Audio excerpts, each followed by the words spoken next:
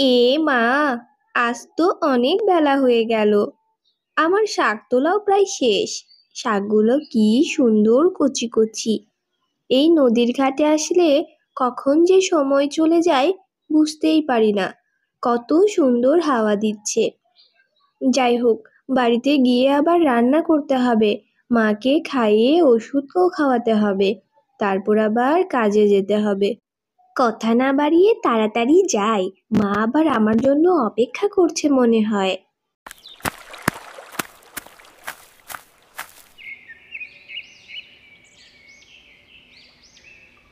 আহ, আহ, আহ, এই সকাল সকাল মেয়েটা আবার কোথায় গেল? শরীরটাও ভালো লাগছে না। শেফালি, ও শেফালি, কোথায় গেলি মা? আমি নদীর ঘাটে গিয়েছিলাম তোমার জন্য কটা শাক তুলতে। দেখো এই শাকগুলো কত সুন্দর। এখন আমি এটা রান্না করব, তারপর তোমাকে খাইয়ে দিয়ে ওষুধ খাইয়ে তবেই কাজে যাব।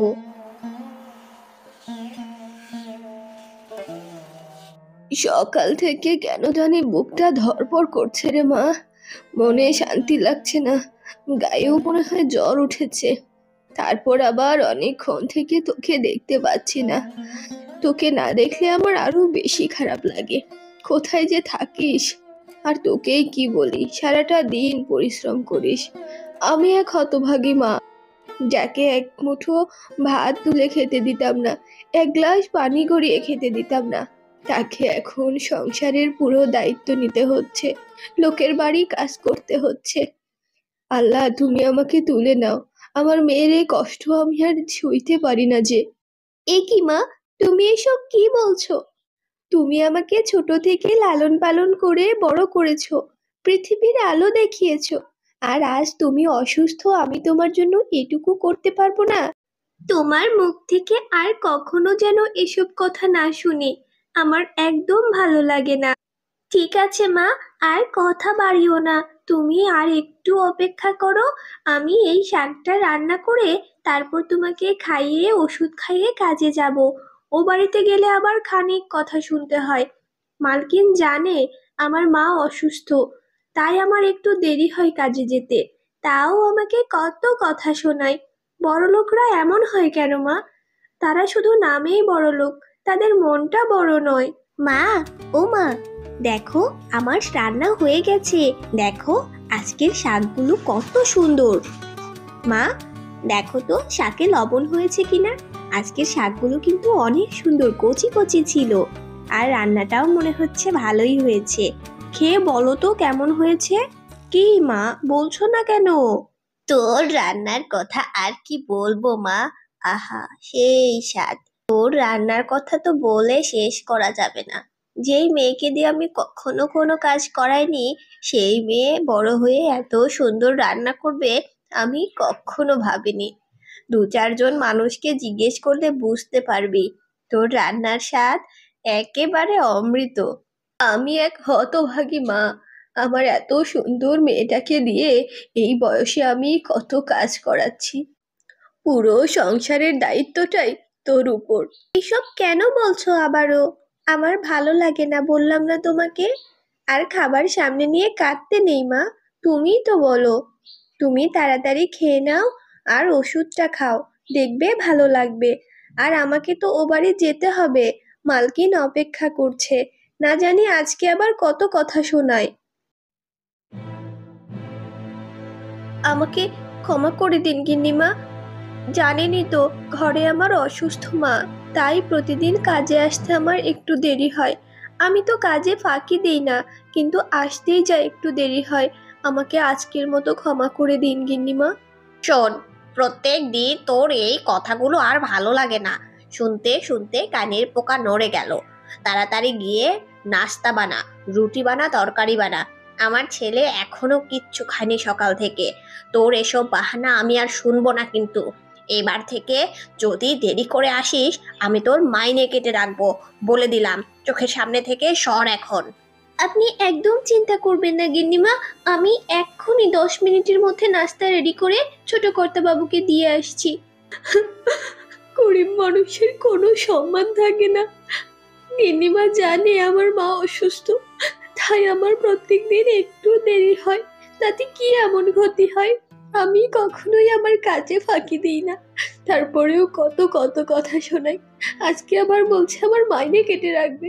যে কয় টাকা মাইনে পাই কোনো মতে ওষুধ এবং খাবারের ব্যবস্থা হয়, সেখান থেকেও যদি মাইনে কেটে রাখে আমি চলবো কিভাবে?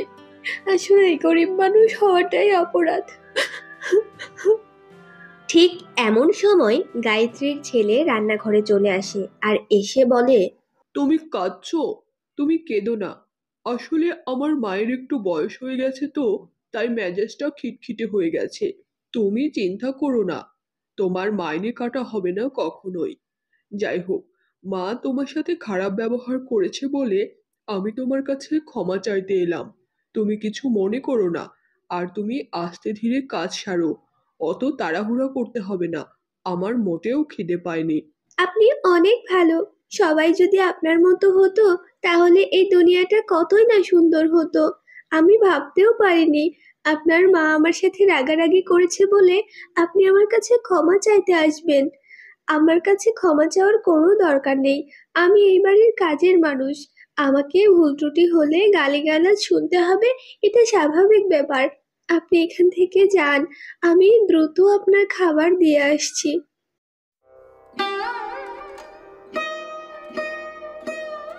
কি হয়েছে রে মা? তোর কি শরীরটা খারাপ নাকি? হাহ, না মা, শরীরটা খারাপ নয়, তবে সারাদিন কাজবাজ করে একটু ক্লান্ত লাগছে।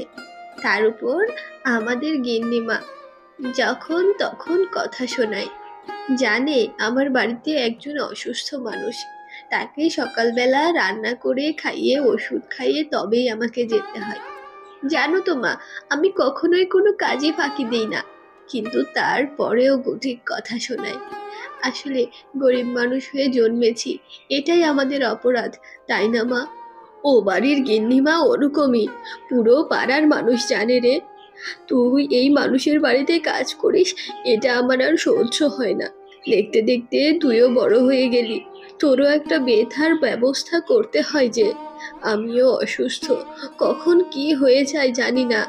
মরার আগে যদি তোকে একটা পাত্রস্থ করে যেতে পারি, মরেও শান্তি পাবো।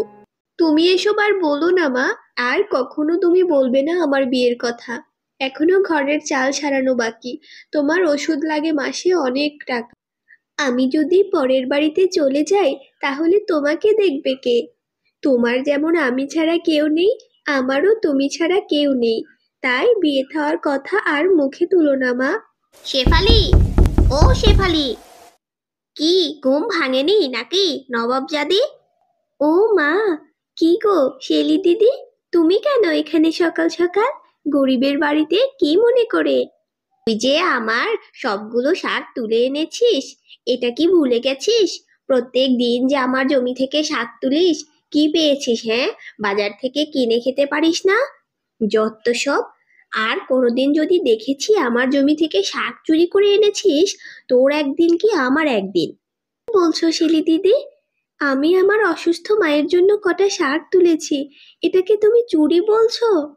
আর হ্যাঁ, তুমি যে এই ধরনের মন মানসিকতার পরিচয় দিচ্ছ, গ্রামবাসী জানলে তো থুতু দিবে। এটা কোনো কথা? তুমি এত বড়লোক মানুষ, অথচ সামান্য শাকের জন্য আমাদেরকে শাস্তি দিতে এসেছো? তোমার কাছ থেকে এটা আশা করিনি।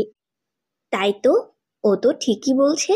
গ্রামবাসী যদি এটা জানতে পারে তাহলে তো আমাকে খুব খারাপ মনে করবে। শোন, যা করেছিস করেছিস, এখন থেকে আর করিস না। আর হ্যাঁ, আমি এসেছিলাম তোদের বাড়িতে, সেটা কাউকে বলার দরকার নেই।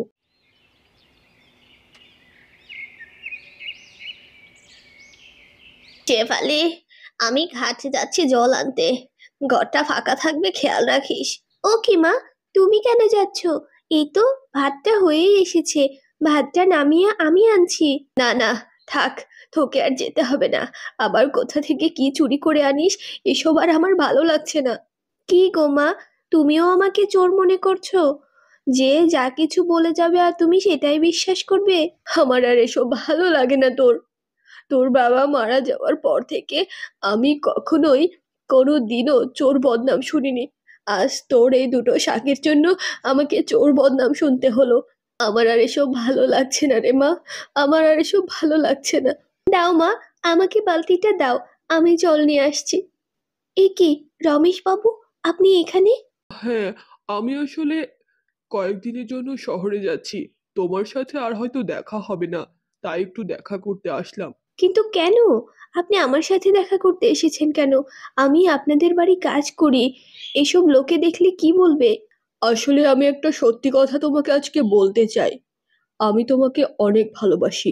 তোমার মতো রূপবতী গুণবতী লক্ষ্মী মেয়ে আমি আগে কখনো দেখিনি। আমি আমার মাকে যেভাবেই হোক রাজি করাবো। তুমি রাজি কিনা শুধু এটুকু বলো। দেখুন রমেশবাবু, আমি আপনাদের বাড়ির কাজের মেয়ে, আর আপনার মা এটা কখনোই মেনে নেবে না। আপনি এখন এখান থেকে যান। হায় হায় হায় হায় গো, আমার কি সর্বনাশ হয়ে গেল গো। কি হয়েছে গিন্নিমা? আপনি কাঁদছেন কেন? কিছু হয়েছে কি? আরে আমার খানদানের যে গহনাটা সেটা চুরি হয়ে গেছে।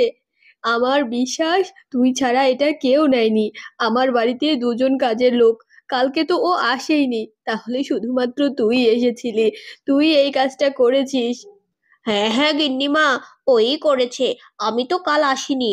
আর আপনার ছেলের উপর কুনজর আছে ওর। এসব কি বলছো দিদি? আমি কখনোই এই কাজ করিনি। চুপ থাক শেফালি, তোর উপর আমার আগে থেকেই সন্দেহ ছিল। আমার এত বড় সর্বনাশ তুই করলি। তুই এখনই এখান থেকে বের হয়ে যা, আমি আর তোর মুখ দেখতে চাই না। আপনি না বললেও আমি চলে যাব গিন্নিমা। আপনি যত বড় অপবাদ আমাকে দিয়েছেন, এরপর আর এই বাড়িতে কাজ করা আমার পক্ষে সম্ভব নয়। তবে আপনি যদি প্রমাণ করতে পারেন এই চুরিটা আমিই করেছি, আপনি যেই শাস্তি দেন না কেন, আমি মাথা পেতে নেব। এরপর থেকে শেফালি ও বাড়িতে আর যায় না। কিন্তু নতুন করে একটা কাজের খুব দরকার শেফালির, না হলে তার সংসারে বা চলবে কিভাবে। কিন্তু শেফালি কোনো বাড়িতেই কাজ খুঁজে পাচ্ছিল না। একদিন কাজ খুঁজতে খুঁজতে এক বাড়িতে গিয়ে শেফালি বলল, তোমার বাড়িতে কি কোনো কাজের লোক লাগবে? আরে হ্যাঁ হ্যাঁ, আমার তো একটা কাজের লোক লাগবে। তোর পরিচিত কেউ আছে নাকি রে? থাকলে আমাকে জানাস তো। আমিই করব, আমার একটা কাজের খুব দরকার। কি বলছিস? তোকে কে কাজে রাখবে? ওই যে ও বাড়ি থেকে চুরি করে পালিয়েছিলি না তুই, আবার এসেছিস আমার এখানে কাজ করতে? যা যা, দূর হ। তোকে আমি কাজে রাখবো না। দরকার হয় নিজের কাজ নিজে করব, কিন্তু তোর মতো চোরকে আমি কাজে রাখবো না।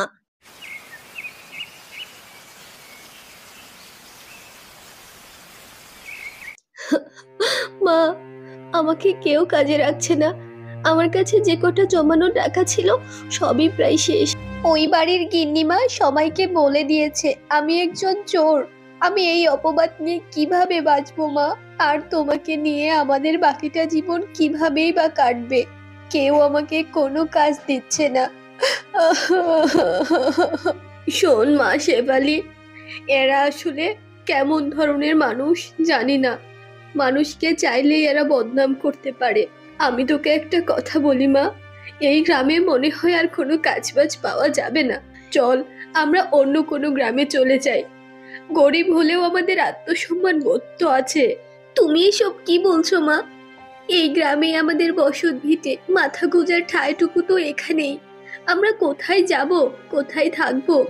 আমি ঠিকই বলছি রে মা, যদি কোনো কাজ নাই পাস, তাহলে এই বসত ভিটে আঁকড়ে বসে থেকে আমাদের কি লাভ?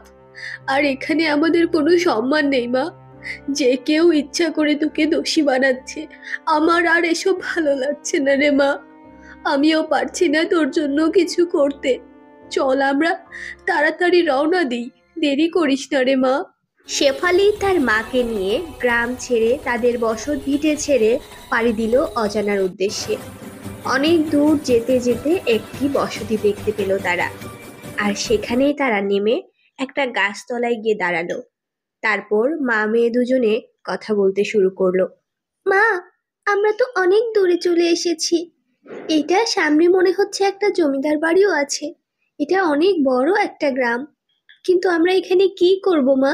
কোথায় থাকবো? আর কাজই বা কে দেবে আমাদেরকে?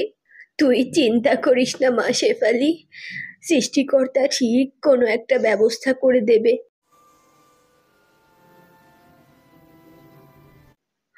হায় হায় রে, আমার কি সর্বনাশ হলো!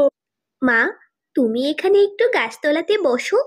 সামনে কে যেন কাঁদছে, আমি একটু দেখে আসি বেচারা মানুষটার কি হয়েছে। তোমার কি হয়েছে গো? তুমি এভাবে কাঁদছো কেন? তুমি কি কোনো বিষয়ে কষ্ট পেয়েছো, নাকি তুমি অসুস্থ?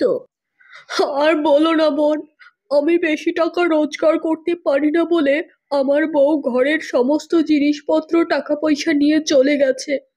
এখন আমার কাছে কানাকড়িও নেই, খাবার মতো এক ফোঁটা পানি বা শস্য দানাও নেই আমার ঘরে। আহা দাদা, আসলে আমাদের গরিবের দুঃখ কেউ বোঝে না। তুমি কেঁদো না, আমার কাছে কিছু সবজি এবং ফল আছে। দেখো, তোমার হয়তো 2-1 দিন চলে যাবে।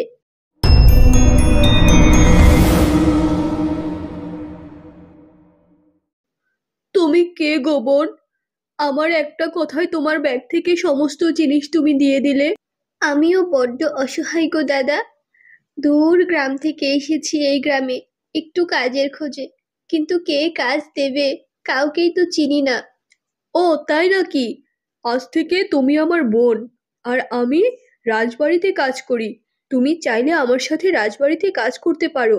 রাজবাড়ির গিন্নিমা খুব ভালো, যদিও রাজামশাই একটু খিটখিটে, কিন্তু আমার মনে হয় তুমি যে লক্ষ্মী মেয়ে, ওখানে বেশ মানিয়ে নিয়ে কাজ করতে পারবে। তুমি সত্যি বলছো? আমার একটা কাজের অনেক দরকার। চলো না, চলো আমাকে নিয়ে চলো সেখানে।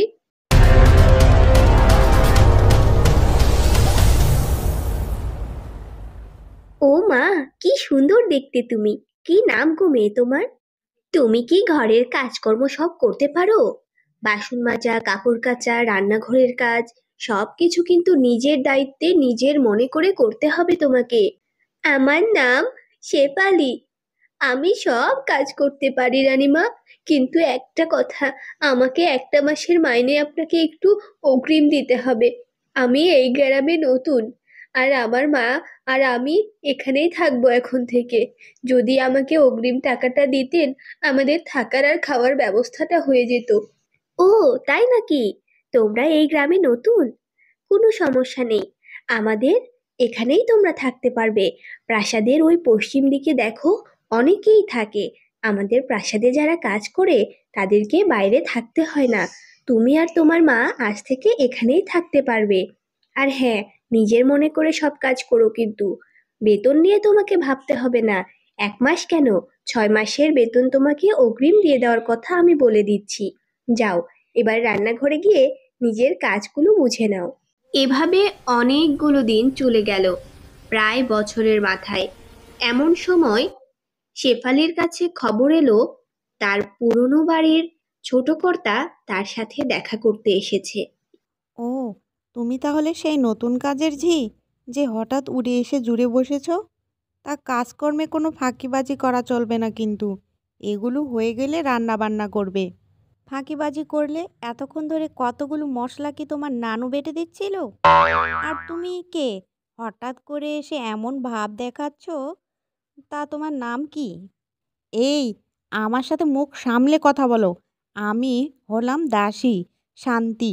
এই বাড়ির সর্বপ্রথম দাসী। আমার একটা ক্ষমতা আছে কিন্তু।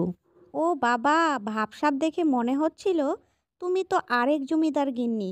শোনো, আমি শুধুমাত্র জমিদার গিন্নির আদেশ শুনবো, আর কারো আদেশ শুনবো না। দেখতে যেমন সুন্দরী, মুখেও তেমন ধার। তোকে আমি উচিত শিক্ষা দেব রে। গিন্নি, তোমার এত দয়ার শরীর, তোমার দয়ার কারণে কোনো দিন না জানি আমাকে বিপদে পড়তে হয়। চেনো না জানো না এরকম মানুষদের তুমি কাজে রেখে দিলে, যারা আমাদের এই গ্রামেরও না। কেন এমনটা করলে? ওদেরকে দেখে মনে হয়নি ওরা অন্যরকম, বরঞ্চ খুবই ভালো মনে হয়েছে মেয়েটাকে। আর যে মেয়ে এতটুকু বয়সে সংসারে হাল ধরতে পারে, সেই মেয়ে কোনোদিন খারাপ হতে পারে না জমিদার মশাই, বুঝলেন? আপনি অত ভাববেন না এসব বিষয় নিয়ে। ঠিক আছে, কিন্তু যদি ওরা কোনো উল্টাপাল্টা করে, ওদিন কিন্তু তোমার কোনো কথা আর চলবে না। আপনি আমায় ডেকেছেন? কোনো দরকার? হ্যাঁ হ্যাঁ, আজ সকালে গোসল করতে যাবার আগে বিছানার উপর আমার শাড়ি আর গহনা রেখে গিয়েছিলাম। সেগুলো আর পাচ্ছি না। তুই কোথাও দেখেছিস? না মালকিন, আমি তো ওই রান্নাঘরে সকাল থেকে কাজ করছি। আমি তো আপনার কক্ষে আসিনি এর আগে কোনো দিন। জমিদার রামপ্রাসাদের বাড়ি থেকে কোনো কিছু গায়েব হয়নি, আমি নিশ্চিত। এর মাঝে তুই আর তোর মা জড়িত। ভালোই ভালোই 24 ঘন্টার মাঝে আমার স্ত্রীর শাড়ি গহনা ফিরিয়ে দে, না হলে তোদেরকে মেরে উচিত শিক্ষা দিব, বুঝেছিস? যা, তুই এখন এখান থেকে যা। হ্যাঁ গো, তুমি কি পাগল হয়ে গেছো নাকি? এই সামান্য একটু শাড়ি আর গহনার জন্য তুমি কাউকে মারার কথা কি করে বলতে পারো এসব? তুমি একদম চুপ করো গিন্নি। তোমার কথা অনেক শুনেছি। আজ তোমার কথা শুনতে গিয়েই জমিদার রামপ্রাসাদের বাড়িতেও চুরি হয়ে গেছে। ছি ছি ছি ছি। আপনি যেহেতু আমার মৃত্যু পথযাত্রী মাকে তুলেও কথা বলতে ছাড়লেন না, আমি আপনাকে বলছি 24 ঘন্টার ভেতরে যে মালকিনের শাড়ি গহনা চুরি হয়েছে তাকে যদি বের করতে না পারি, আপনি যা শাস্তি দেবেন মাথা পেতে নেব। হে বিধাতা, তুমি কেন আমার কপালটা এরকম করলে? একটা গ্রাম চুরির অপবাদে ছেড়ে আসলাম, এখন এই জায়গাতেও আমার কপালটা কেন আবার এমন করে দিলে? আজকে আমার জন্য আমার মায়ের কপালটাও পুড়তে বসেছে। তার চেয়ে ভালো আমাকেই তুমি তুলে নাও বিধাতা, তুমি নাও আমাকে, একটু শান্তি দাও। শান্তি, তুই কই? কই রে শান্তি, তুই তুই কেন আমায় দেখা দিস না? শান্তি, তুই আয়, তোকে আসতেই হবে শান্তি, আমি জানি তুই আসবি। কি শেফালি চিৎকার করে করে বারবার আমার নাম নিচ্ছে কেন? তার মানে ও কি সবটা জেনে গেছে? না না না, জমিদার বাবুর কাছে ধরা পড়ার আগে ওর কাছে সবটা স্বীকার করে নেই, আমার যে তাহলে উপায় থাকবে না। কি রে, তুই কি এসেছিস আবার আমার সাথে ঝগড়া করতে? আজকে তোর সাথে ঝগড়া করার ইচ্ছে নেই, তুই যা এখান থেকে, যা বলছি যা। শেফালি বোন আমার, তোর সাথে যা করেছি সব ভুলে যা। তুই দয়া করে জমিদার বাবুর কাছে কিছু বলিস না আমার নামে। আমার ছোট ভাইয়ের চিকিৎসার জন্য আমি মালকিনের শাড়ি আর গহনা চুরি করেছি বোন। বিশ্বাস কর, আমি অপারগ ছিলাম এই জন্যই। ও, তুই গহনা নিয়েছিস? হ্যাঁ, এটা তো আমি তখনই দেখে নিয়েছিলাম। এখন ভালোই হলো, গহনাগুলো ফেরত দে তো দেখি। আমি আমি তোকে সব কিছু দিয়ে দেবো বোন, কিন্তু তুই আমায় কথা দে, তুই দয়া করে কালকে জমিদার বাবুর কাছে গিয়ে আমার নাম বলিস না বোন। ওরা আমায় মেরে ফেলবে। আমি ছাড়া আমার ভাইয়ের এই পৃথিবীতে কেউ নেই বোন। আমার কিছু হয়ে গেলে ওকে কে দেখবে? আমি অপরগ ছিলাম বোন, আমার কথা বলিস না। হ্যাঁ রে, তুই আমাকে অতটাও খারাপ ভাবিস না, তুই নিশ্চিত থাক, আমি তোর নামটা মোটেও বলবো না। তুই দয়া করে গহনা আর শাড়িগুলো আমায় এক্ষুনি দিয়ে দে।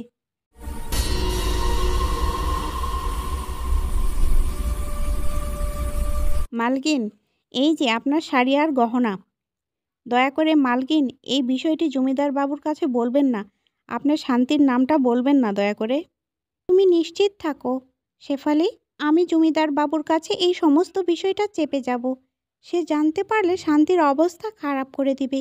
আর শান্তির টাকার প্রয়োজন ছিল, ও আমার কাছে তাই চাইলেও পারতো, আমি ওকে সর্বাত্মক সাহায্য করতাম। চুরি করা তো ভালো না, তাই না বলো? মালকিন, আপনি কি আমায় কিছু টাকা ধার দেবেন? আমি কাজ করে সব শোধ করে দিব। আমি শান্তিকে একটু সাহায্য করতে চাই। তোমার মতো এত সৎ এর আগে তোমার মতো এত সৎ মানুষ আমি এর আগে কখনো দেখিনি। আমি শান্তিকে তার ভাইয়ের চিকিৎসার জন্য অর্থ দিয়ে সাহায্য করব। আজকে থেকে তোমার আর তোমার মায়ের সমস্ত ভরণ পোষণের দায়িত্ব আমার। তোমরা আর লোকের বাড়ি কাজ করে খাবে না। কি ব্যাপার গিন্নি? এই শাড়ি আর গহনা তুমি কোথায় পেলে? কে নিয়েছিল এটা? বলো, আমায় নাম বলো।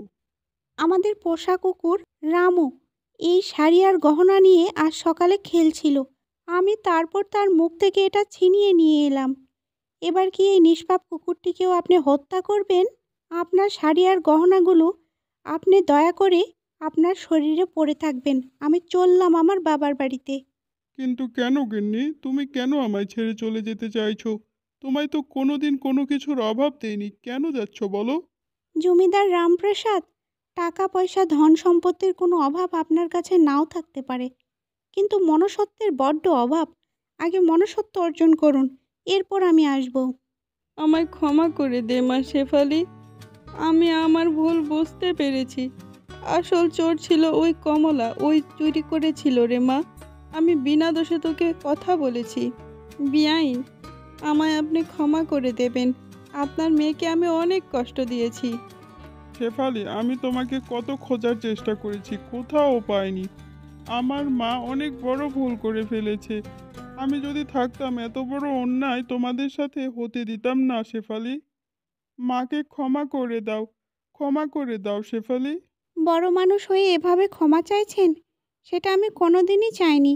উনি ওনার ভুল বুঝতে পেরেছেন, এতেই আমি খুশি। হ্যাঁ বোন, আমরা আর রেগে নেই। আপনি আর কান্না করবেন না, অসুস্থ হয়ে যাবেন তো। ঠিক আছে। তোমরা সবাই যখন আমায় ক্ষমা করে দিয়েছো, তাহলে শীঘ্রই আমি শেফালির সাথে আমার ছেলের বিয়েটা সম্পন্ন করতে চাই। শেফালিকে ছাড়া ঘরটা যেন পুরোই ফাঁকা। ওর মতো খেয়াল আমার আর কেউ রাখতে পারে না। বিয়ায় তাহলে কবে বিয়ের দিনটা ধার্য করা যায়? আপনাদের কোনো মতামত আছে নাকি এই বিষয়ে? পাত্রপাত্রী সহ সবাই যেহেতু এখন রাজি, তাহলে শুভ কাজে দেরি না করাই ভালো। সবার আগের দিনটাই ধার্য করা হোক। ছোট্ট বন্ধুরা, আমাদের আজকের ভিডিওটি কেমন লাগলো কমেন্টে জানাতে ভুলবে না। আর হ্যাঁ, আমাদের চ্যানেলটা সাবস্ক্রাইব করেছো তো?